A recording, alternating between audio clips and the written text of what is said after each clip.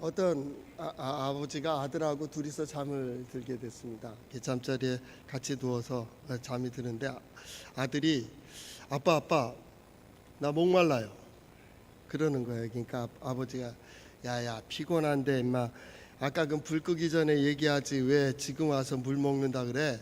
좀 남자가 좀 참는 법도 좀 배워라. 조용히 자자. 그렇게 이제 자는 겁니다. 한 조금 지나서 잠들려고 하니까 아빠 목말라요. 물 한 컵만 갖다 주실래요? 야 아까 얘기했잖아. 남자 자식이 왜 자꾸 얘기를 해. 참어. 네가 잘못 선택한 거니까 네가 좀 참고 내일부터는 일찍 준비를 하고 먹고 그래. 그래서 또 했습니다. 또 조금 지나니까 이 아들이 또 아빠를 부릅니다. 아빠 저 물 한 컵만 갖다 주실래요? 아빠가 화났습니다. 너 한 번만 더 얘기해봐. 내가 혼내줄 줄 알아. 그랬습니다. 아들 꼼짝없이 잠을 잡니다. 잠이 안 오죠, 목마르니까. 그래서 한 5분 10분 지난 다음에 다시 얘기합니다. 아빠가 화가 났습니다. 너 하니까 아빠 혼내러 오실 때 물 한 컵만 갖다 주실래요?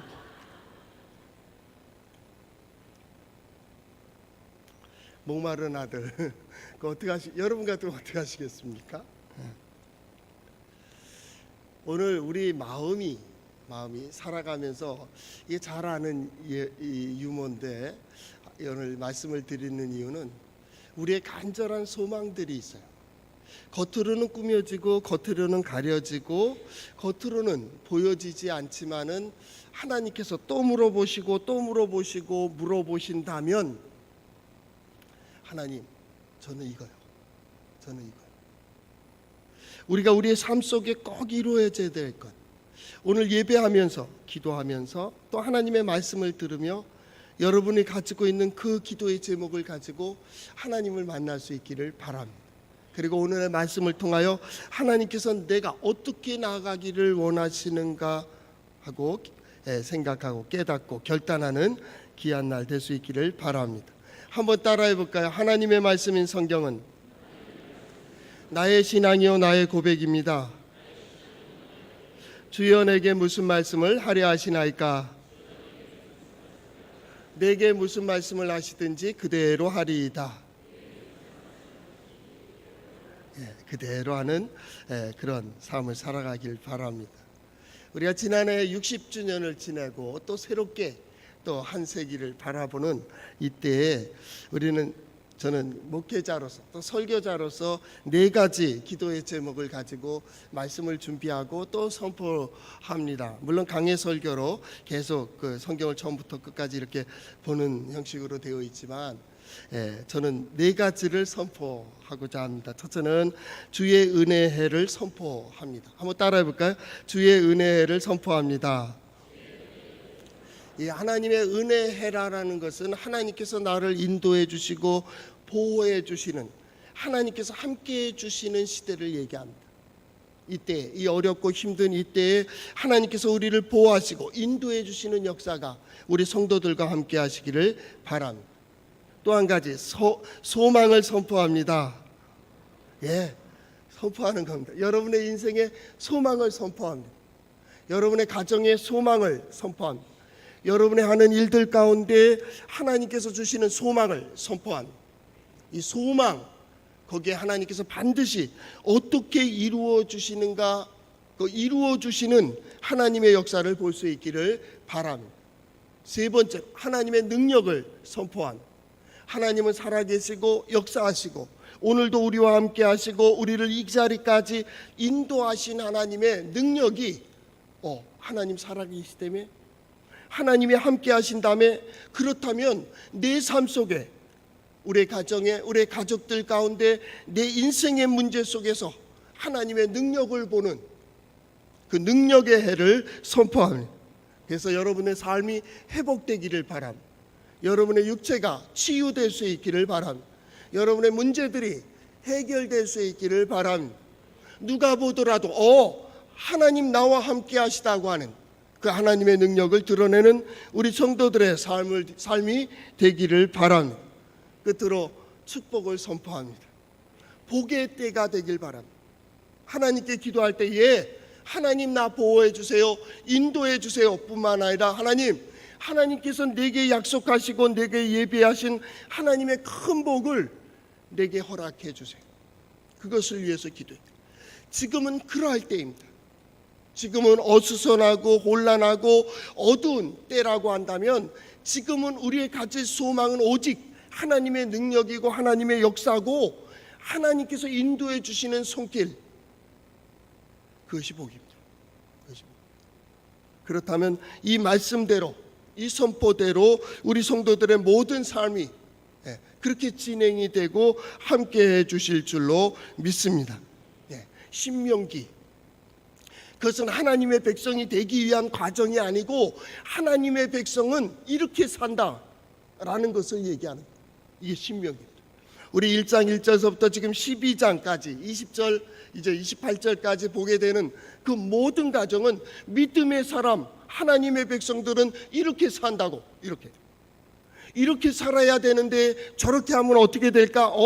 그래서 그 고난이 있었다고. 하나님의 백성은 이 길을 간다고. 아니, 이 길이 아니고 다른 길로 가다 보면 하나님의 보호하심을 받지 못한다고. 너희 믿음의 선진들이 그렇게 살았다고. 우리의 과거의 삶이 그렇게 살았다고.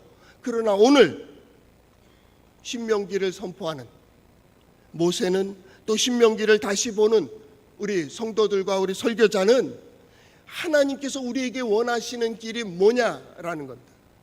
그것은 한마디로 복된 길입니다.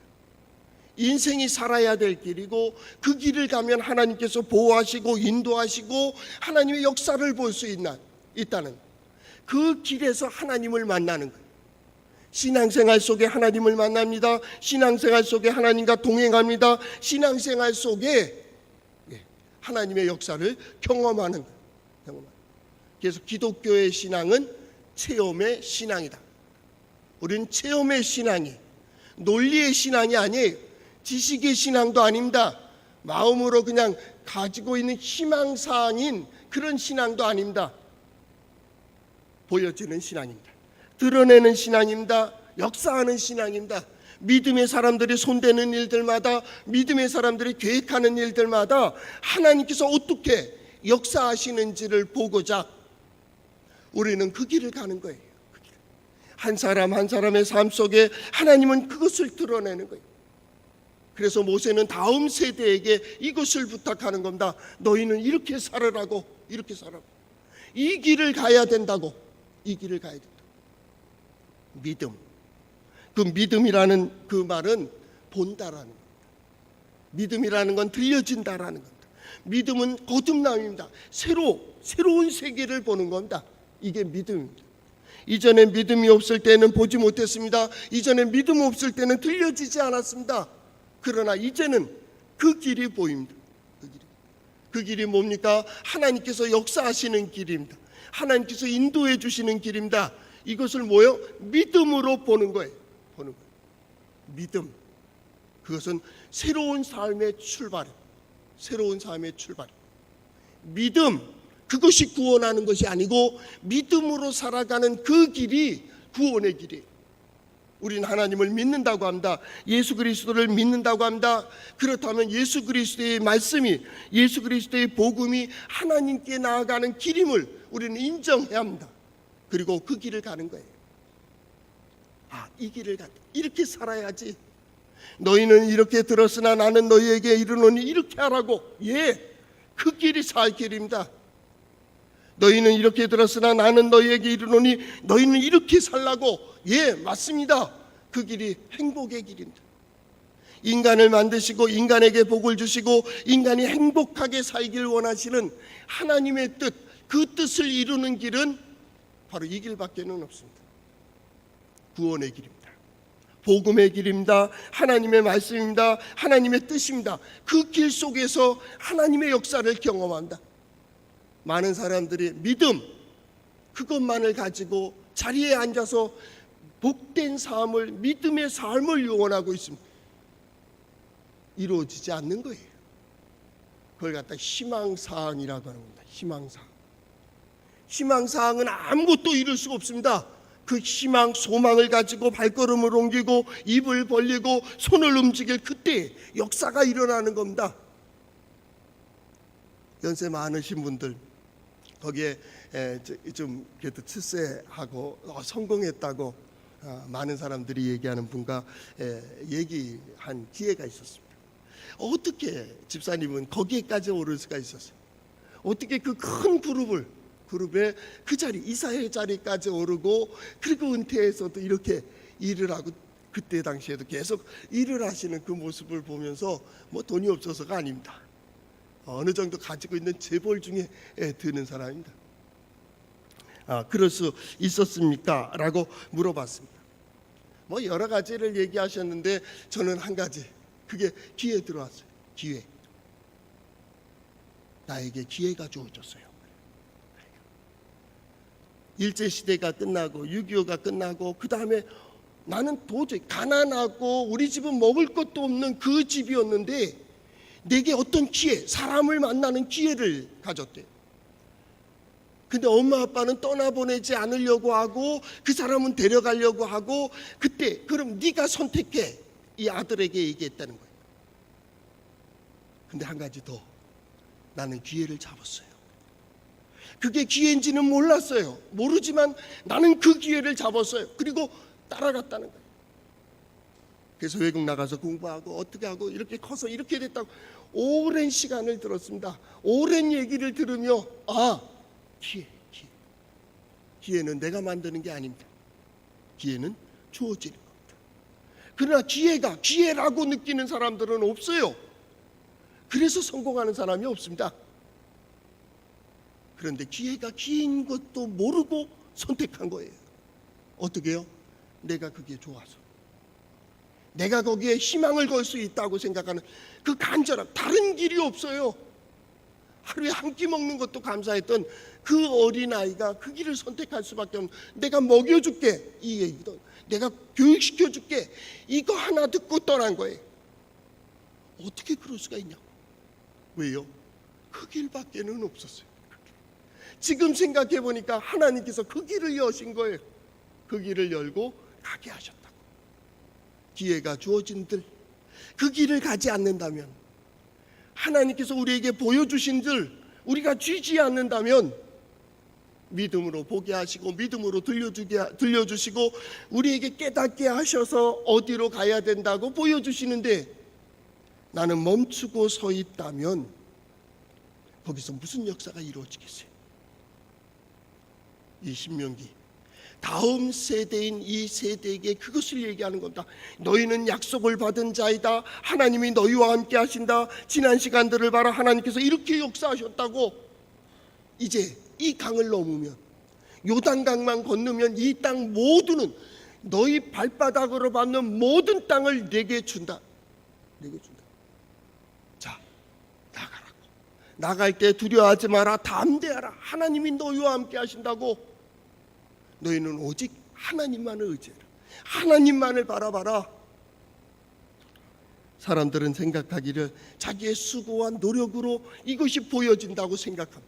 그런데요, 내가 해야 될 게 있고요, 하늘이 해주는 게 있어요. 그런데 그 이야기를 들으면서요, 몇 가지 단어는 우리가 할 수 있는 문제가 아니더라고요. 기회, 이것도 우리가 할 문제가 아니잖아요. 그 다음에 운이 좋았어요. 그래. 운이 좋았다. 행운이죠, 행운. 행운이라는 말을 이제 목사님께 다른 말로 표현한다면 하늘이 도왔어요. 나는 도저히 그 길을 할 수가 없었고 그 길도 모르고, 그런데 하늘이 지금 자기가 집사님이 돼서 이렇게 보니까 하나님께서 그때 나의 마음을 감동시키시고 나를 인도해 주시고 나를 이끌어 주시고 그렇게 선택하게 하고, 그 어려움도 문화적인 충격을 가지고 있으면서도 때로는 주저앉아서 울고 있는 그때에도 하나님께서 나를 포기하지 않도록 나를 붙들어 주신 것 같다.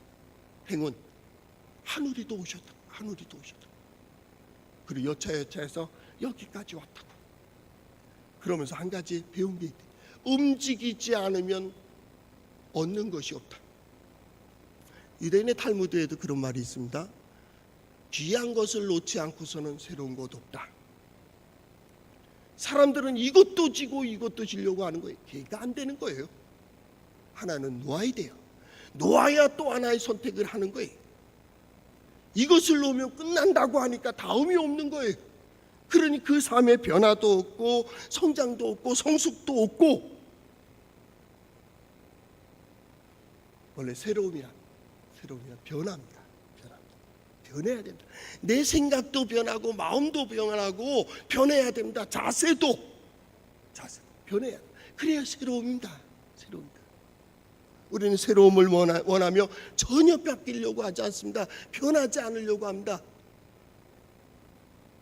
이때 오늘 성경 말씀인 신명기 12장에는 너희가 반드시 거기에 들어가게 된다. 반드시 이루어진다. 그때 너희는 마음껏 모든 걸 누릴 수 있다. 그날을 봐라. 한번 따라해 볼까요? 하나님의 약속은 반드시 이루어진다. 하나님의 약속은 반드시 이루어진다. 하나님의 약속은 반드시 이루어진다. 하나님께서 우리에게 주신 약속이 있어요. 예수 믿을 때 처음 들려오는 말씀이 있습니다. 나는 그것 때문에 예수 믿었다는 겁니다. 또 한 가지 있습니다. 하나님을 향한 소망은 반드시 이루어진다. 하나님을 향한 소망은 반드시 이루어진다. 저는 성도들하고 그런 얘기를 자주 합니다. 요즘 들어와서 더 자주 합니다. 하나님 성경에 약속된 모든 약속을 여러분의 삶 속에서 받아 누리실 수 있기를 바랍니다. 우리가 기도할 때 어떤 분이 아프면 그 아픈 분을 위해서 기도할 때 저는 그렇게 기도합니다. 하나님, 내가 예수 믿으며 예배 시간에 받은 하나님의 모든 약속이 다 이루어지는 것을 내가 볼 수 있도록 인도해 주세요. 또 한 가지, 내가 예배하며 기도하며 봉사하며 하나님 앞에 기도했던 모든 기도들이 어떻게 이루어지는가를 내가 반드시 볼 수 있게 해주세요. 나를 통하여, 우리의 가족을 통하여, 우리의 자녀 손들을 통하여 하나님, 내가 꼭 볼 수 있게 해주세요. 왜요? 신명기의 신앙은 그건 하나님의 약속은 반드시 이루어진다. 그때 너는 어디에 설 거냐고. 이 문제입니다. 다음 세대에게 너는 그때 어디 설 거냐고. 요단강 이편에 있을 거예요? 아니면 약속의 땅에 들어갈 거예요? 약속의 땅을 보고 돌아가는 이전의 세대처럼 돌아설 거예요? 아니면 가서 정복할 거예요? 허락된 모든 것들, 그것을 받아 누릴 수 있는 가장 불행한 게 뭡니까? 기회를 잃어버리는 겁니다. 기회를. 탈무드에 보면 어떤 사람이 나는 기회가 없었습니다. 몸도 병들고 가난하고 그냥 그러다가 혼자 그렇게 세상을 떠났어요. 그래서 저 천국에 갔다는 겁니다. 그때 물어봤답니다.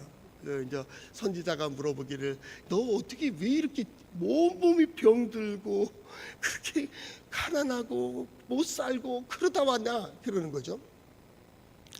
그랬더니 나는 기회가 없었습니다. 환경이 어려웠습니다. 그래? 그러면 네 삶을 보자. 그랬더니 너에겐 기회가 더 많았었는데, 하나는 기회가 많았었는데 왜 그 기회를 잃어버렸느냐? 제게 기회가 있었다고요? 우리 집은 가난하고요, 나는 몸이 약하고요, 환경을 어떤 사람을 만나고요, 어떻게 고생했는지 여러 가지를 얘기합니다. 그때 그 선지자가 그렇게 얘기합니다. 넌 가난하니까 부자가 돼야 될 이유를 알잖아. 배고파 봤잖아. 배고프지 않기 위해서 일했어야지. 왜 가난하다는 핑계 가지고 변명하며 그대로 머물러 있었냐고. 네가 40대 못 돼 가지고 무릎이 다쳤지, 무릎이 흔들리기 시작했지. 그러면 넌 나가서 운동도 하고 회복할 수 있도록 자꾸 움직여야지. 아프다는 핑계로 사람들이 널 도와주기를 기다리고 있었잖아. 너의 머리가 흰머리가 났지. 그때 너는 뭘 하겠냐고. 이제 늙어서 할 일이 없다 생각했지. 그때 넌 나가서 노후를 준비했었어야지. 왜 오는 시간을 준비하지 않았냐고. 그러면서 그 탈무드의 자녀들이죠, 유대인 자녀들에게 뭐를 얘기하느냐면 기회를 잃어버리지 마라. 모든 것에 기회가 있다. 모든 것에 기회가 있다.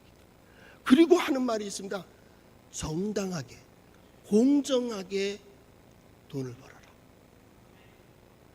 그게 아주 철저하게 가리킨다. 유대인들은 나라 없이 약 2000년 동안 떠돈 사람들입니다. 여기 살다가 이게 영주권이 없어요. 그럼 나가는 겁니다. 여러분 얼마 전에 보았죠?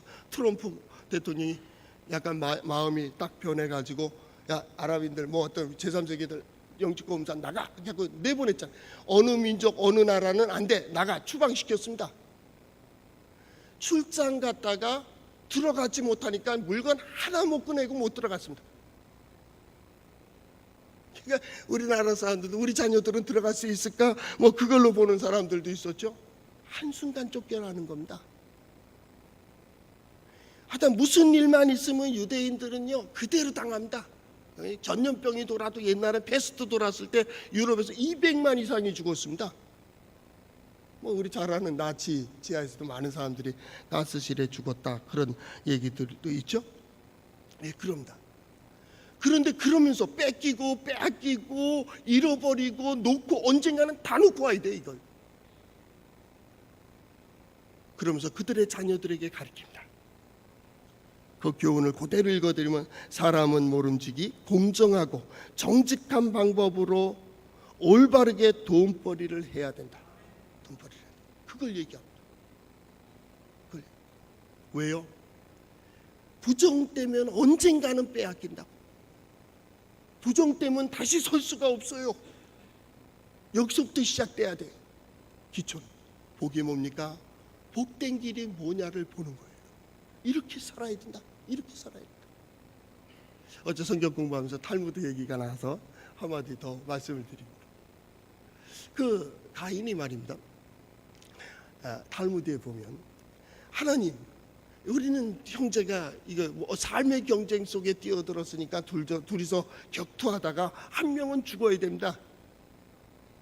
그런데 이렇게 해서 죽은 겁니다. 그런데 그 책임은 누구에게 있느냐? 왕이신 하나님께 있습니다. 왜요? 사람을 그렇게 만들었지 않았습니까? 두 번째로 멈춰. 왕이니까 멈춰. 그래서 멈추게 해주셨어야죠. 선악을 알게 하는 나무를 먹으려고 할 때 멈춰. 이래줘야지. 가인이 아벨을 죽이려고 할 때 멈춰. 그래서 멈추게 해줘야지. 그러지 않았었으니까 이제 하나님 책임입니다. 이렇게 얘기했다는 거예요. 그랬더니 하나님께서 이렇게 말씀하셨다는 겁니다. 얘야, 나는 너를 나무나 돌로 만든 게 아니다. 요즘은 탈무드는 꼭두가시로 만든 게 아니다. 그 말이에요. 여기다 옮겨놓으면 이렇게 있고 저기다 옮겨놓고 저기다 옮겨놓는 게 아니고 너를 자유롭게 해놨다. 네가 선악과에 손댈 때 나는 건들지 않아. 네가 널 죽이려고 할 때도 나는 건들지 않을 거야. 한 가지 중요한 게 있어. 그 대신 네가 책임져. 네가 한 일 네가 책임지라고. 사람들은 자기가 하고 하나님께 책임을 묻고 자기가 할 일을 하나님께 미루는 경우가 있어요. 탈무드에 보면요, 유대인의 자녀들에게 하는 말입니다. 내가 할 일을 하나님께 미루지 마라. 내가 할 일을 하나님께 미루지 마라.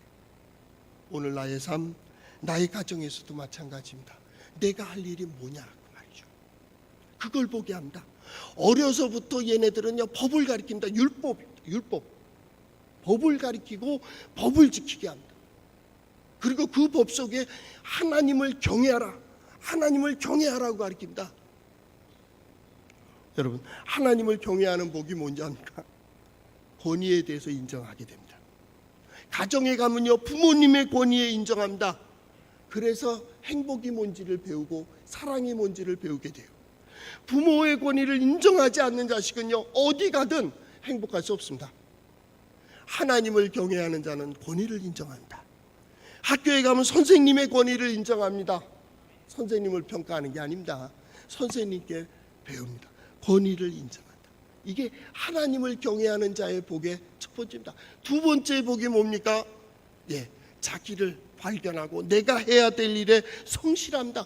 누가 보든지 보지 않든지 나는 그 길을 갑니다. 의로운 길에서 하나님을 만납니다. 그래서 그들은 하나님을 경외하는 법을 배우고 그 경외하는 곳에서 정직하게 살아가는 길을 배워요. 성경은 이렇게 얘기하고 있습니다. 하나님 보시기에 옳게 행하라. 옳게 행하라. 오늘 성경 말씀도 마찬가지입니다. 12장 28절 내 하나님 여호와의 목전에 선과 의를 행하면 이라는 겁니다. 하나님 보시기에 어떠하냐? 어떠냐?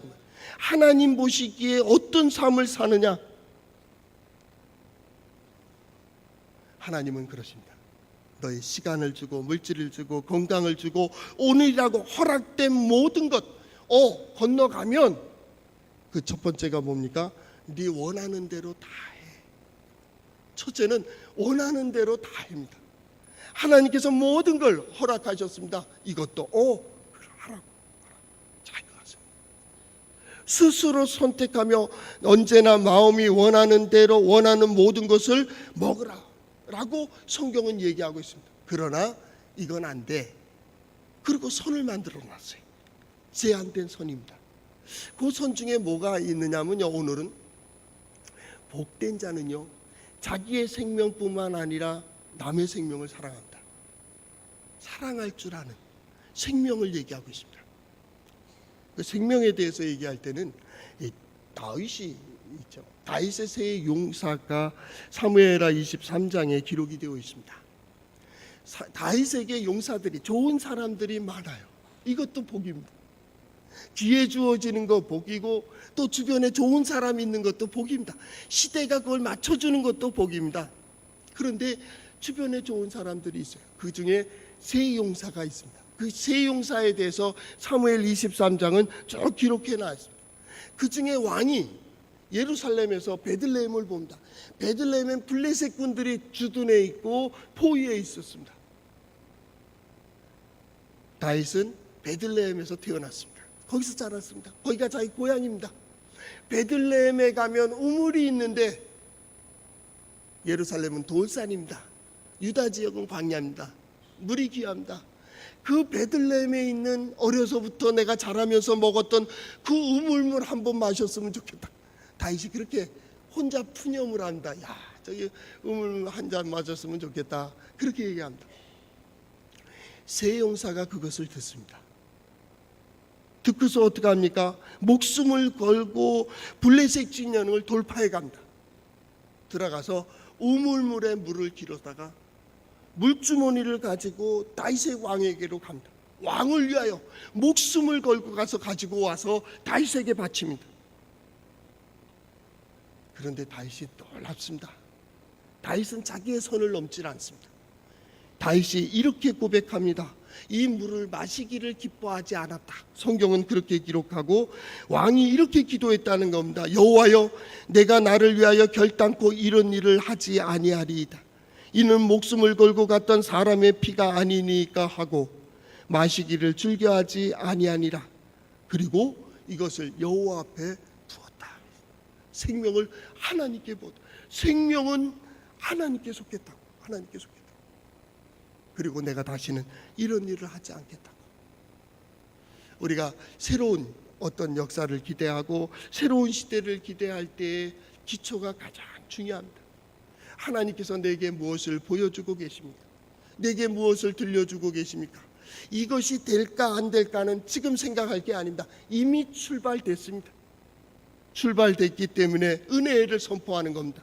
그렇기 때문에 소망을 선포하는 거고 하나님의 능력을 선포하고 하나님의 축복을 선포합니다. 예배 중에 이미 우리는 하나님과 만남이 있고 하나님의 말씀을 들었습니다.